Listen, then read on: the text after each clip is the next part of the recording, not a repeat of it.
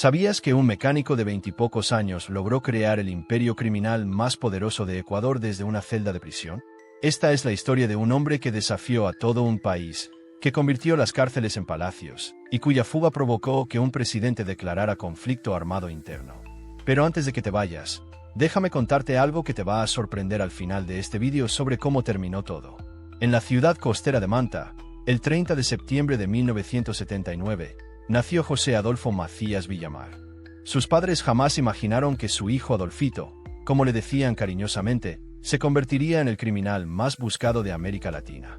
Ramón José, su padre taxista, y Violeta Marisol, su madre, criaron a Fito en el barrio San Agustín junto a sus hermanos Leodán y Ronald Javier.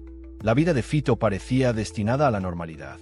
Trabajaba como mecánico en un taller local y ocasionalmente ayudaba a su padre manejando el taxi familiar.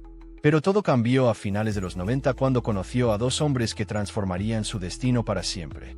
Jorge Bismarck España, alias Teniente España, y Jorge Luis Zambrano, conocido como Rasquiña, eran los líderes de los Choneros, una banda criminal que había nacido en 1998 en Chone, Manabí.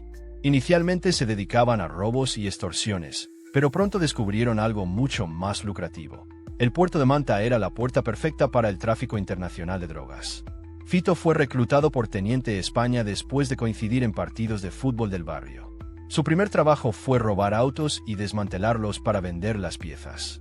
Era solo el comienzo de una carrera criminal que lo llevaría a la cúspide del poder. El año 2000 marcó su primera detención por robo, pero esto no lo detuvo.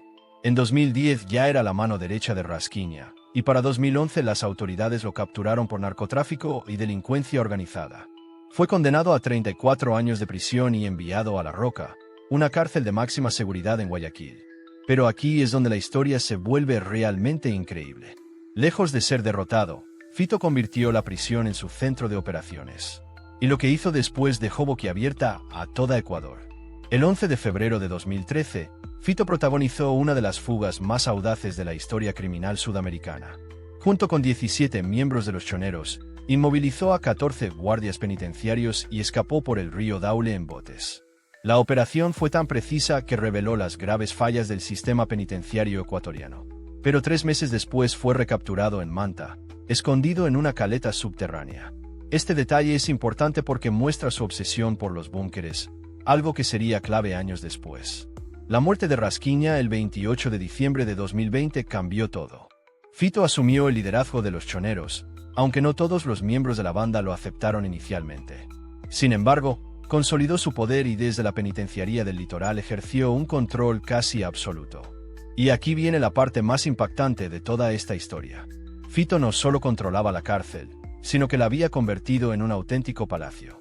Su celda estaba equipada con conexiones eléctricas, internet y un baño decorado con cerámica fina. Organizaba fiestas con música en vivo y pirotecnia. Incluso grabó un videoclip de un corrido mexicano donde se proclamaba como el patrón de los patrones. Pero el poder tiene un precio. Fito generaba hasta $50,000 semanales extorsionando a otros reclusos. Su control era tal que en 2021 las cárceles ecuatorianas registraron 330 muertes violentas relacionadas con las guerras entre bandas. Increíblemente, mientras estaba en prisión, Fito obtuvo un título de abogado de la Universidad Técnica Particular de Loja en 2023. Un capo con título universitario que manejaba un imperio criminal desde su celda de lujo. El 7 de enero de 2024 ocurrió lo impensable. Fito desapareció de la penitenciaría del litoral. El gobierno evitó llamarlo fuga y se refirió al hecho como una no ausencia. Pero la realidad era que el criminal más peligroso de Ecuador había escapado.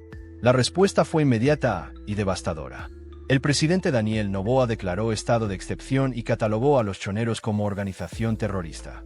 Las bandas respondieron con una violencia sin precedentes, atentados con explosivos, la toma armada de TC Televisión en vivo y la retención de agentes penitenciarios.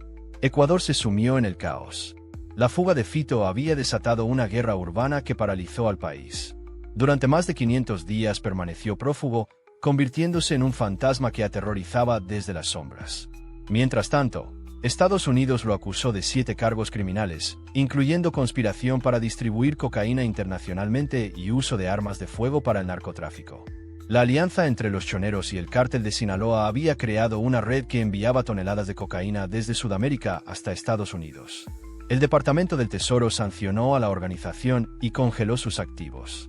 Las autoridades ecuatorianas desmantelaron una red de lavado de dinero que involucró a la familia de Fito, incautando 47 inmuebles y 10 vehículos valuados en $13 millones. Pero la historia estaba lejos de terminar. La familia de Fito también vivía en las sombras del peligro.